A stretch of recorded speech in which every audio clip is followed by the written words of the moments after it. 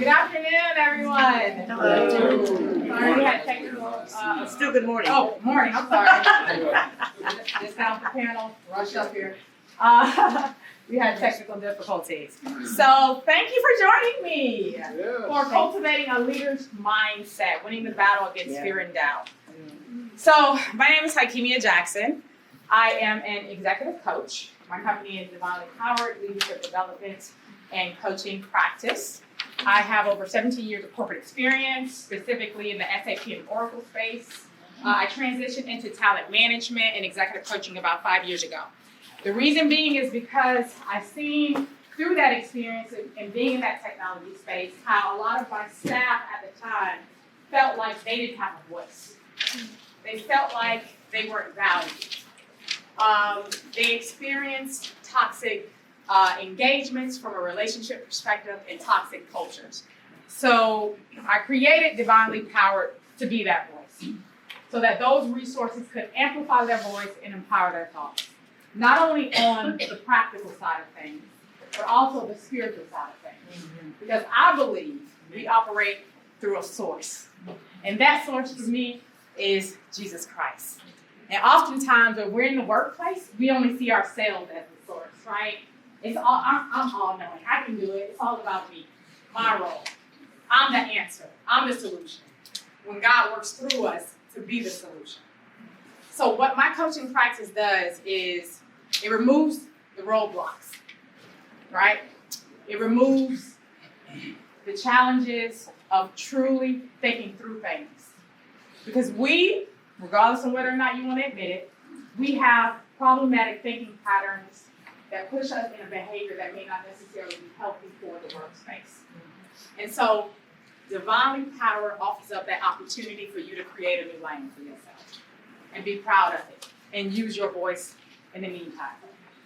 Specifically for today, in this course, we're going to walk through what that fear is that keeps you from being divinely powered. What that fear is that keeps you from truly operating as the person God created you to be. What is that fear that's keeping you from shining your light and understanding how that fear manifests itself through your behaviors? So the first thing, this is just an icebreaker, and you guys have your worksheets. At the top of that worksheet, I want you to write down, what's your fear monster? Think about that fear that always arises when you're in that pressure spot. Think about that fear that arises when your hands get sweaty and you get nervous. What is it? Fear of failure. Write it down. Most of those. Okay, I'll tell you to pick two, okay? Name your fear monster. Because guess what? This fear monster is sometimes the reason why you experience the anxiety, the doubt, maybe even the depression. This fear monster keeps you hiding when God says you're supposed to be out there finding and seeking and shining and being that beacon of light.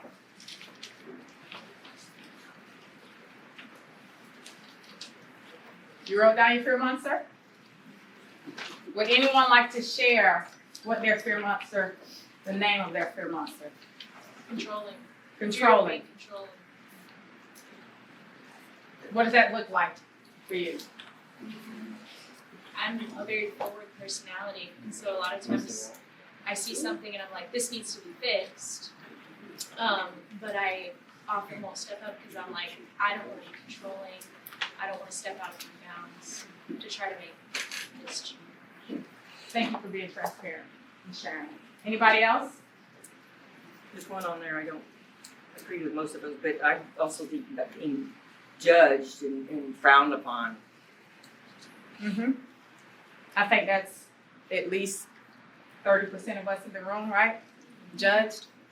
Mm-hmm. Anybody else? Me, fearing not to make the right decision Mm-hmm. because everything I think if I don't do it, it's everything is gonna crumble. Yeah. You know. Do we only just pick one? Or Yeah. She asked the same question. Yeah. Go ahead. Fear of being a loser, fear of being rejected. I mean, yeah, possibilities. How has it manifested itself in your leadership style? So, the fear, how it's manifested is it prevents me from taking action. Because if I take action, I could fail and I'll be a loser. So I don't take the action, the step that I should. Fear of not being enough. Yes. Fear of not being enough, she said. Yeah. Anybody else before we move forward? For me, it was always what I thought was fear of failure, and then I thought it's really fear of success and not being capable of handling that. Because I can visually see where God wants to take me, but I'm afraid to take the action, as he said, to go forth and conquer. Yeah. How many of us could agree with that? Yeah. Which, Oh, go ahead.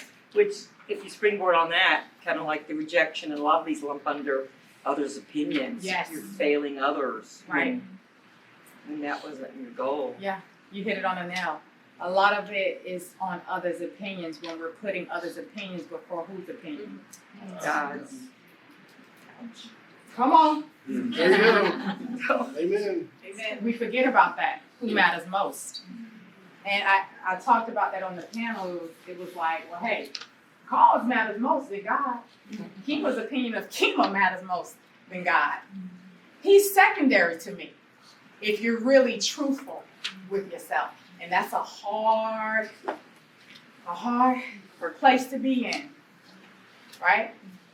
So once we realize these fears that keep us separated from him, we can grow in the direction that he's leading us to go in. And I don't want to miss you. No, I was just saying that my first success, it was interesting, I just said that right before we even started, and I think that as you're speaking, I'm like, I think the fear of success leads me to, because then people have to count on me. Ooh. And then that's a fear, I think, is, you know, even though I want to be counted on, it's like intellectually, but then the fear of like actually being counted on is, I don't know, causes that fear. Yep. Thank you everyone for sharing. So we've written our fear name on us, right? And we're going to sit with it as we navigate through this presentation. All right? So we've talked about this as a group. Now, what does fear-filled leadership look like? And what are most leaders afraid of? Before we progress through through the sections, I like to do my affirmations. And this is, you know, a hard topic for some people. Sometimes the enemy comes in to stop us from discussing this because he sees, you know, the road ahead. We're about to get past all this fear and move forward. So what I would like us to do is to repeat this affirmation. And all these affirmations are faith-based, so I'm not just creating anything. If you could repeat after me. God's divine power has given us everything required for life. Everything required for life. The Lord has anointed me. The Lord has anointed me. I am crowned with confidence. I am crowned with confidence. Covered in the oil of joy. Covered in the oil of joy. And clothed with praise. And clothed with praise. I am an oak tree of righteousness. I am an oak tree of righteousness. Do you feel any fear around this place? I don't feel fear at all, but look, we're going to fight it, right? So let's understand what fear is. The English version, unpleasant emotion caused by a belief that someone or something is dangerous. Keyword, belief. It's the belief that something is dangerous. Something that may cause pain or a threat. The Hebrew, yare, to fear, to respect, to reverence, reverential fear. So these are the three fears, the three basic fears. We have reverential fear, where God says, fear me. This is obey me, listen to me. Respect me. This enables humans to respect God's authority and obey his command. Example, the fear of disappointing God. That's reverential fear. Then we have constitutional. This is our instincts, the things, whatever dangerous situation, right? Things that protect you for anything of harm. Necessary for the preservation of humanity. It's God's given emotion used to keep us safe, okay? Example, you may be afraid of spiders, Hurricane Harvey, or just rain, and every time it rains hard, it's like, oh Lord, it's not flooding again. Carnal fear. That's what we're talking about today. The things that keep us separate from God, right? It's a senseless dread or the nagging anxiety. These are the evil, unhealthy fears, the things that truly lead us to destruction.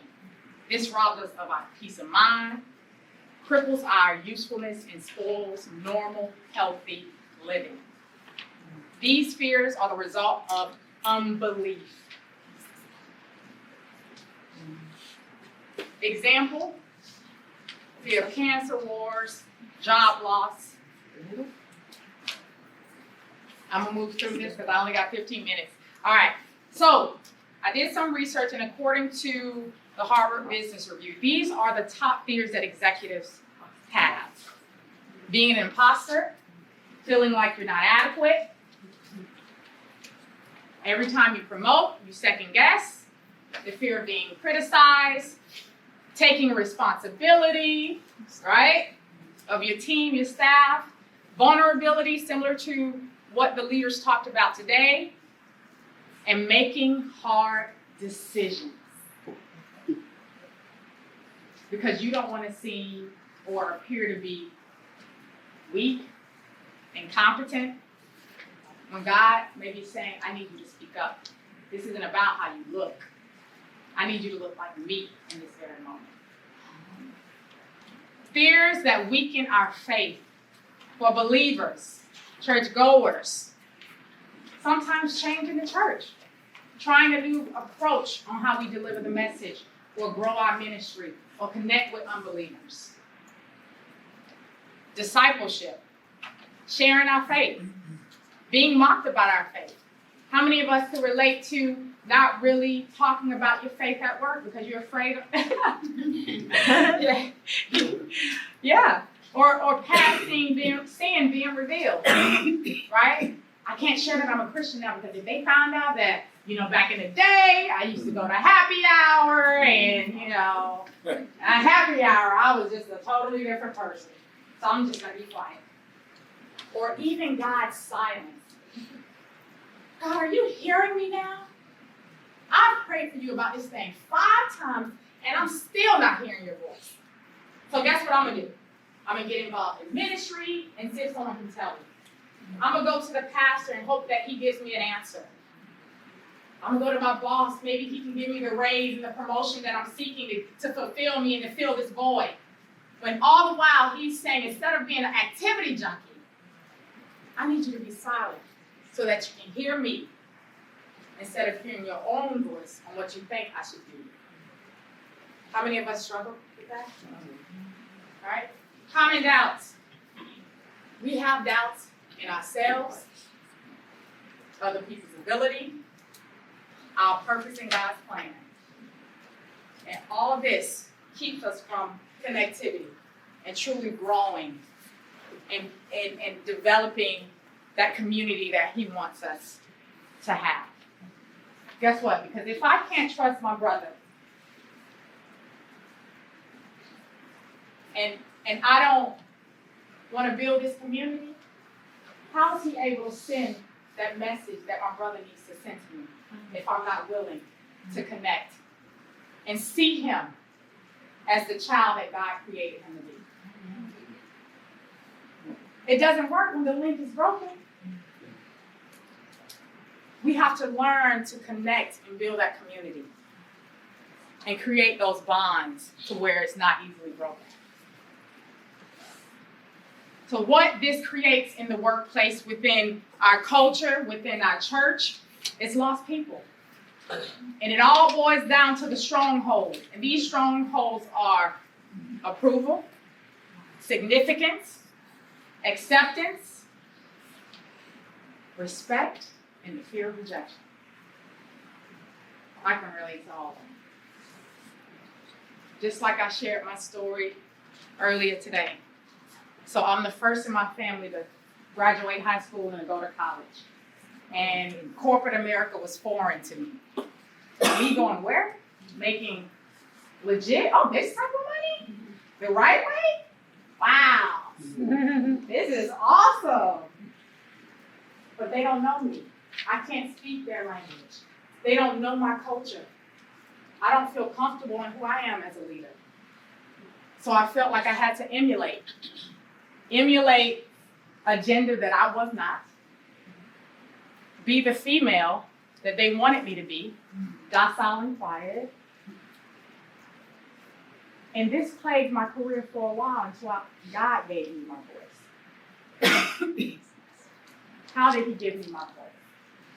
He made me realize that I created you so that you can be bigger than this role that you are amplifying, that you are worshiping, that you are praising, that you are putting before me.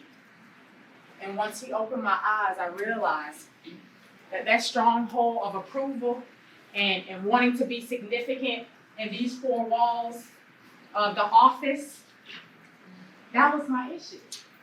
It wasn't because I was incompetent or I didn't have the right certification. It was because I struggled with that fear of acceptance and significance. And all the while, that stronghold was bigger than the God I served. I put him beneath me, y'all. How many of us have done that at one point in our lives? You know, that is very significant. That is real. That is very real. It's real. We fight with it. With every transition in life. Change, heartache, pain. And then this is the generation behind us where this is even bigger. They don't even acknowledge.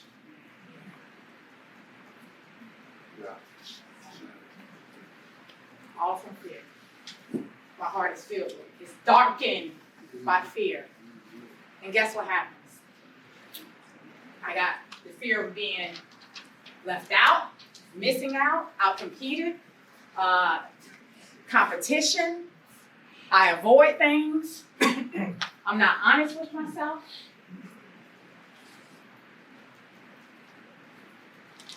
That's their outward appearance. So, just really quickly, the person sitting next to you, I want you guys to talk about which of these strongholds that challenge you as a leader. I only got 10 minutes, okay. So for 30 seconds, talk with your partner.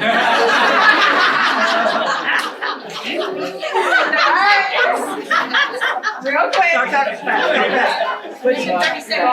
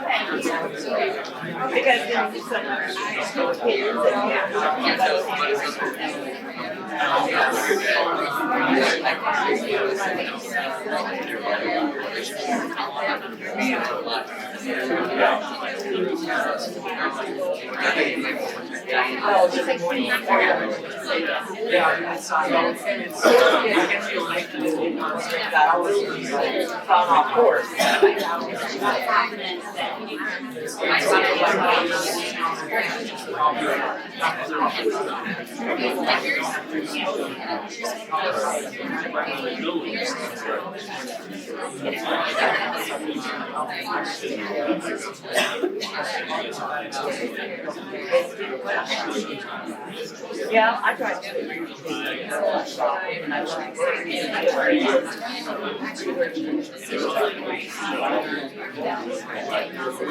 Then your people teach like people. I mean, that's it's everybody. Oh, wow. I was hard that.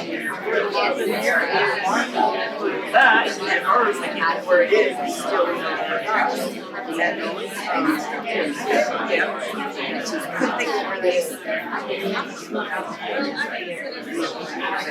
think that that's work, but also it's great. Not working.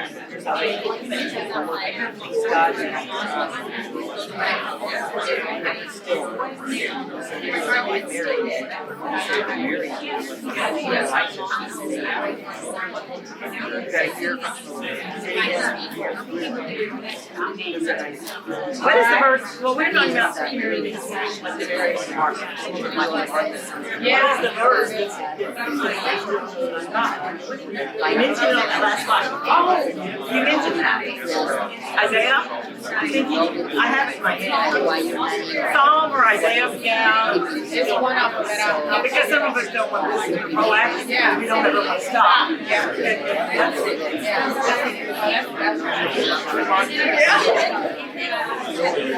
All right, let's bring it in. So, now we are moving on to effects of fear-based leadership. But before we move on, would anyone like to share one of their strongholds? It could have been in the past. It doesn't have to be now. Self-confidence. I'm not trusting that God's given me, He's given me and endowed me with everything I need, but I don't want to listen. Mm-hmm. Or I don't hear it because of my own self, my inner voice. Yeah, your voice is louder than his. Or in the Bible, it says the part song or something about my sheep will know my voice. So if we're rambling and going forward and just being, like I said, we're both Marthas. And then you don't know God's voice. Right. You do hear it. Yep. All right, so let's do it. This is our serenity exercise. God's divine power has given us everything required for life. God's divine power has given us everything required for life. The Lord has anointed me. The Lord has anointed me. I am crowned with confidence. I am crowned with confidence. Covered in the oil of joy. Covered in the oil of joy. And clothed with praise. Clothed with praise. I am an oak tree of righteousness. I am an oak tree of righteousness. All right, so the effects of fear-filled leadership. Guess what it stifles? It stifles teamwork. It stifles the people around you, their ability to, or at least use their voice, I should say. They feel like they can't put a word in because you're afraid that they may just one-up you. Or you're afraid that they may make you look less of a leader. So you're not confident in your own leadership abilities. It stops the opportunity to build that ideal team, right? It doesn't promote inclusivity. So you'd rather put yourself above the entire team because you know best, or you just don't want to be found out that you don't know best, to be honest. Ouch. Yeah. And guess what it promotes? It promotes that clique mentality. Well, I'm on their side, I'm on the boss's side. So the divisive behavior that you may not necessarily want in the workplace, you create. Because you need somebody to validate you. Right? Because that's the boss. So you follow me. The effects that fear have on faith. What do I try to do? I hide from God. Because I don't want to be found out that I'm really not listening to Him. I'm doing my own thing. So I may not from the church. I may not join ministry. I may not even share a word that God may want you to share with your sister. I walk away from the church. Think about how many people are walking away now. All of you are believers, so I know you know that church attendance has decreased drastically in America. People don't feel wanted because we have leaders, we have people in the church that may not necessarily exercise their authenticity.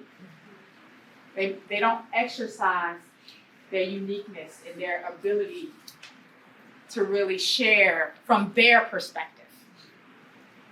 I don't talk like the pastor. I don't know every scripture in the book, but I'm okay with sharing my experience and my faith my way. We have to encourage that and not stifle it, because it leads to a generation that seeks this for fulfillment rather than seeking God's house for it. And then that leads to even doubting whether God is even real.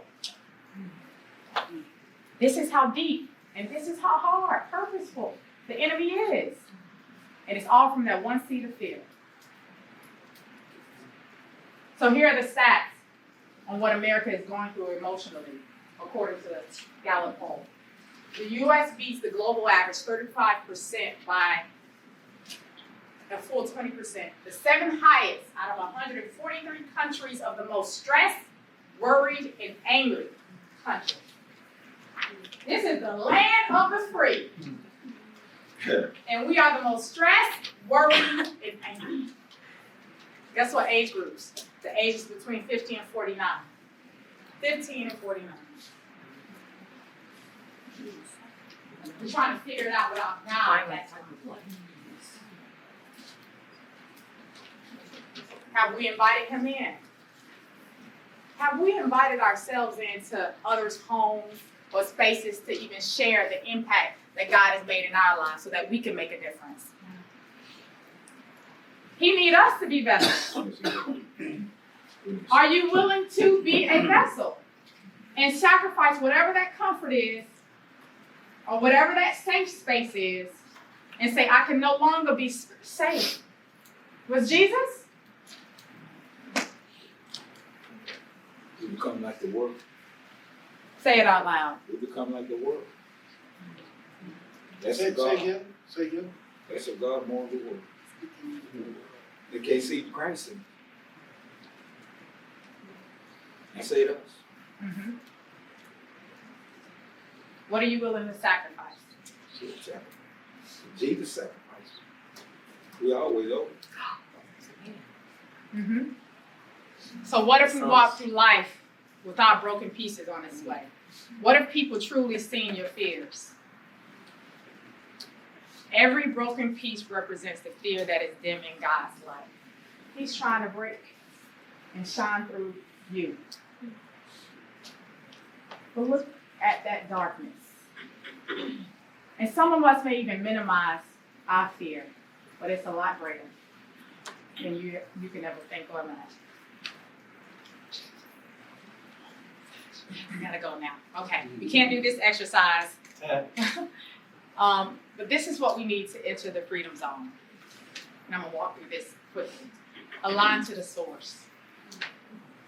I spoke to a believer and I asked them who their source was. They said their mother and their dad. Some of us put our parents, our children, our leaders, we put that responsibility on them to show us God. We have that power. He wants us to seek him. I don't have to go through anybody else to seek him. He is the source. It's not the things that I chase. It's not the things that are outside of me that fulfills me. Align to the source.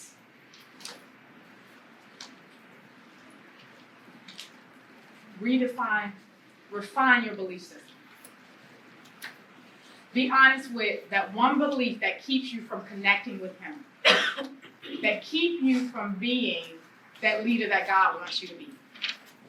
Your belief produces the thought of fear, the feelings, and then the action. I can't blame it on anybody else. It's that one belief to say, you know what, I don't know if God really is going to give me what I desire. And I have chosen to do my own thing and to define my own path and to create my own lane. And I never consulted him. I got to be honest. I doubted you, Lord. And because I doubted you, I doubted everything else around me. Because I believe I knew what was best. It's all about me and my self-preservation. I have to protect myself so that I know I can win the way I want to win.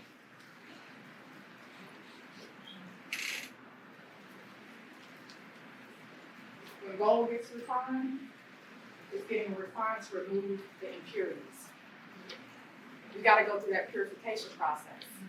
And sometimes that purification process involves that heat, right? Some hard times, melt you a little bit down to your knees. So where you screaming out, Lord, help me, please. It's getting hot.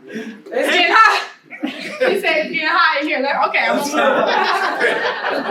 move. He refining us right now, right? To transform us so that we can deprive our fears and feed our faith. Look at how fear dries up the abundance that God has for you on the other side. That picture is so much more brighter, isn't it? But the ones we create, we believe is brighter. Look at the dry land. Imagine searching for that living water. It's not there because you're choosing to stay there. He wants to transform you. Give him that opportunity. And be that light for your resources, your team of people, your ministry, so that they could see this transformation. Break the chains. The chain of fear is broken today. And when you say it, you believe it. And recognize that it's not all in your power. It's his divine power that'll get you through. Amen. And that'll release those chains on the ankles. So that you can dive into that living water and be renewed and free. And lastly, I want to thank you for your listening ear. But I also want you to see. These are from the leaders to the staff that I've worked with that has experienced things like this, that has offered me to come in to educate and to coach them on issues of fear, culture, organizational transformation. And if you know of anyone who seeks the same thing, please don't hesitate to share my information. And please like, follow, look me up on Instagram and Facebook. And with that, I want to thank you again because I'm well over time. Is that so I in the have to first rush through. room or in the Divinely Powered? Divinely Powered Instagram, Divinely Powered Coaching, personal Hakemia Jackson on Facebook. Thank you again. Sorry I had to